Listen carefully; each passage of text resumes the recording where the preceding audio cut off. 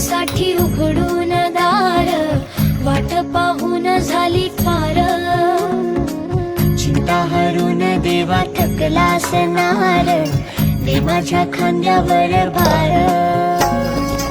थोडा इथं टेकून जा, घास खाऊन माझ्या